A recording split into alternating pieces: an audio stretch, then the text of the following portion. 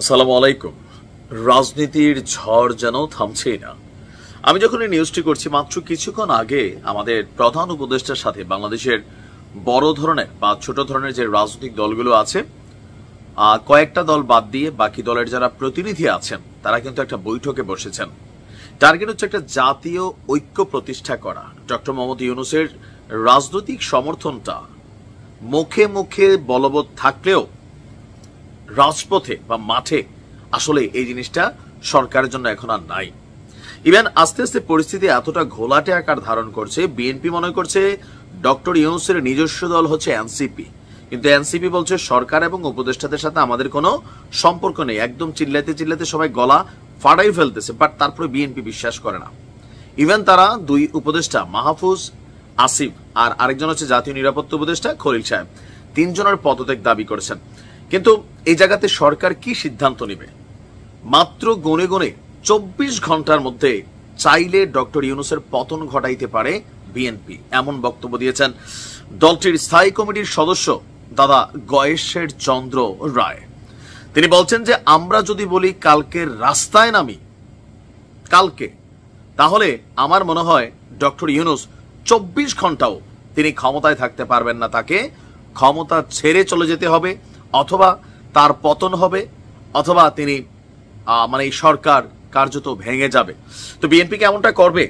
তো তিনি বলছেন যে এই বিবেচনায় আমরা জাস্ট হচ্ছে সময় দিচ্ছি সরকারকে, আমাদের দাবি দাওয়াগুলো সামনের দিকে ফরওয়ার্ড করছি। ডক্টর ইউনূস সফল হোক, তিনি সফল হওয়া মানে জুলাই আগস্ট একটা সফলতা। তবে নির্বাচন আপনাকে দিতে হবে ডিসেম্বরের মধ্যেই। গতকালকের পর আজকে জনাব তারেক রহমান তিনি কিন্তু বলছেন ডিসেম্বরের মধ্যে নির্বাচন হতে হবে। চাই না, চাই একটা আপনার আবদার, আর হতে হবে হচ্ছে ওয়ান কাইন্ড অফ অর্ডার, অথবা কোনো একটা কাজের জন্য এস্টিমেটেড টাইমটা আমরা ফিক্সড করে দিচ্ছি, এই সময়ের মধ্যে আপনাকে এই কাজটা করতে হবে। এখন তারেক রহমানের বক্তব্যের পর গয়েশ্বর দাদা বলছেন আপনার তো সংস্কার করার কোনো ক্ষমতা নেই। ডক্টর ইউনূসকে বলছেন যে নারী যদি সুন্দরী হয়, সে যদি বন্ধা হয়, তার প্রতি আকর্ষণ থাকতে পারে, কিন্তু সন্তান জন্ম দেওয়ার ক্ষমতা নাই। বন্ধা তো বুঝছেনই, যাদের বাচ্চা কাচ্চা হয় না। তো তার অভিযোগ ক্ষমতায় থাকতে মৌলবাদীদের একসাথে করছেন প্রধান উপদেষ্টা ডক্টর মোহাম্মদ ইউনূস। এই মৌলবাদীরাই সারা বিশ্বে নানা অশান্তি তৈরি করছে। সেই সাথে সরকার দুর্নীতিবাজদের না ধরে তাদের সাথে আতাত করছেন বলে অভিযোগ করেছেন গয়েশ্বর চন্দ্র রায়।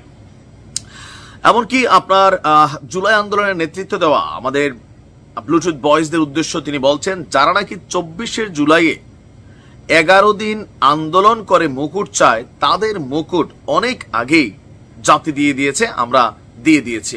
মানে উপদেষ্টা সহ যে আসিফ মাহমুদ আরো বিভিন্ন ইস্যুতে। এখন বিএনপির যে বর্তমান অবস্থান, তাদের বক্তব্য গতকালকা থেকে স্পষ্ট যে তারা ডিসেম্বরের মধ্যে নির্বাচন চায়। এটা বিলম্ব হোক, তারা সেই দিকে যাবে না। বাট ডক্টর ইউনূস এক কথার মানুষ, উপদেষ্টা প্রেস সচিব যিনি আছেন শফিক সাহেব, তিনি বলছেন তিনি এক কথার মানুষ। নির্বাচন জানুয়ারি থেকে জুনের মধ্যেই হবে, মানে ডিসেম্বর থেকে জুন। আমিও সোজা সাপটা মানুষ, একটা জিনিস বুঝি না যে বিএনপি যেটা চাচ্ছে, এই বিএনপির চাওয়াটার বিষয়টা হচ্ছে ঠিক এরকম, কোন মাসের কত তারিখ একটা এস্টিমেটেড টাইম দিয়ে দেন যে নির্বাচন ঠিক আছে আগামী বছর জুনের মধ্যে হবে। এটা কি জানুয়ারি, ফেব্রুয়ারি, মার্চ, এপ্রিল, মে, জুন, কোন মাসে কোন তারিখে হবে? আপনি তারিখটা স্পষ্ট করুন। আমিও বুঝি না ডক্টর ইউনূস তিনি নির্বাচন দিবেন, কিন্তু 6 মাস নিয়ে কেন একটা অস্পষ্টতা রাখছেন? সরাসরি বলে দিলে তো হয় যে হ্যাঁ এপ্রিলের এত তারিখ নির্বাচন, ফেব্রুয়ারির এত তারিখ নির্বাচন। এখন এটা যখন বলছেন না ডক্টর ইউনূস, তখনই বিএনপির মনে বারবার সন্দেহ হচ্ছে, ভাই এই কথাটা মুখ দিয়ে বললে সমস্যা কি? আপনি কেন একতরফা একরকমই দেখাচ্ছেন?